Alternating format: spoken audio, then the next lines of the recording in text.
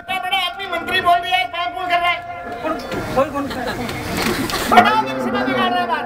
प्यारे बच्चों, कोई नाथुराम कोई बात नहीं। मैं तो आज नाथुराम जी को साथ लेके हम दोनों आपके गांव में किस लिए आए हैं? कोई होली दिवाली नहीं है, कोई त्योहार नहीं है, कोई चुनाव नहीं है।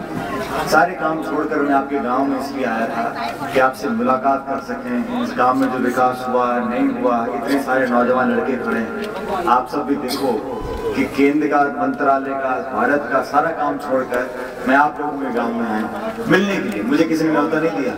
सरपंच साहब ने यहाँ के राम राम करिए, मुझे ये नहीं कहा कि मेरे गांव में आना है, क्या मेरा मन था, इसलिए मैं चलकर आया हूँ। कितने सांसद आपके गांव में जाके घूमते हैं मुझे बता देना। पहले भी रहे होंगे सांसद तो 57 से आज तक।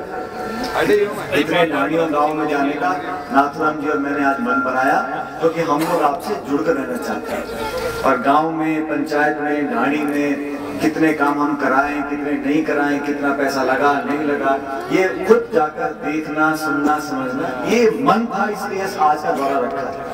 ये तो कोई बहुत विशेष बात नहीं है। विधानसभा का सत्र चलने वाला है, लोकसभा का सत्र भी चलता है, विधायक सांसद अपना काम करते हैं, चुनाव आते हैं, वोट पड़ते हैं, कुछ हारते हैं, कुछ जीत जाते हैं। लेकिन इस पंचायत में, इस पूरे विधानसभा क्षेत्र में हमको बहुत ताकत दी है और मुझे आप लोगों का प्यार मिला है। इसलिए पिछले 2.5-3 साल में जितना मुझसे हो सका इस अजमेर जिले के लिए हमने काम किया।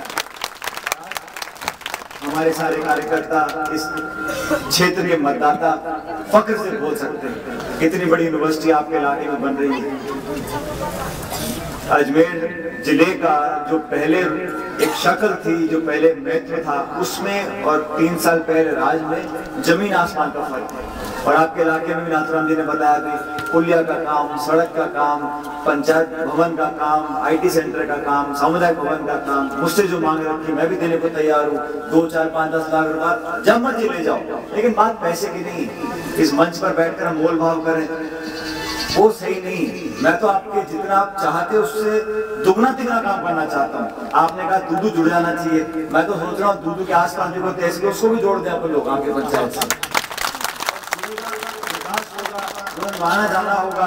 अब 2-3 दिन में हम एस्टिमेट बनवाते हैं इसका, राज्य सरकार से बात करेंगे, जो मंत्री हैं PWD के उनसे बात करेंगे, नाथुराम जी बोलेंगे, मैं बोलूंगा, सरकार हमारी है, क्यों काम नहीं होंगे? कोई कारण नहीं है। जनता काम चाहेगी और काम होने वाला होगा तो क्यों नहीं होगा वो काम?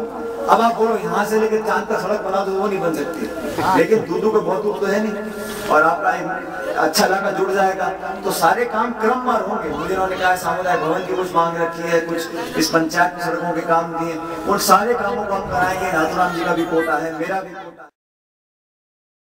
है, सरकार हमारी, प्रधान हमारा, सरपंच हमारा, MLA, मंत्री, विधायक, कोई कारण नहीं काम नहीं होंगे और काम सारे होंगे, लेकिन आप लोगों को भी एकजुटता दिखानी होगी और आपके अंदर भी एक एकता का संदेश मैं देखना चाहता हूँ। जब मैं जयपुर दिल्ली जाके बात करूँ प्रधानमंत्री से, मुख्यमंत्री से, तो मुझे सोचना नहीं चाहिए कि अढ़ाई पंचायत के लोग आधे यहाँ पे होंगे, 1/3 वहाँ होंगे, 1/4 वहाँ होंगे। जहाँ इशारा हो पूरी की पूरी पंचायत, पूरा क्षेत्र एक चट्टान बनकर खड़ा हो जाओ तो आपके काम को रोकने वाला नहीं होगा। ये मेरा विश्वास है, ये मेरा मानना है।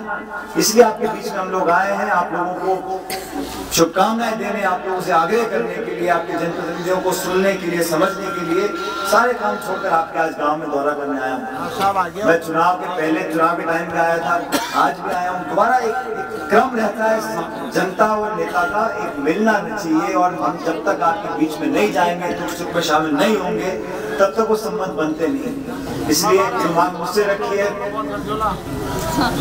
लेकिन मोबाइल फोन भी दुनिया की बात कही है, लेकिन अब हर बीमानी के मोहल्ले के हर के 2 फोन जेब में रहते हैं।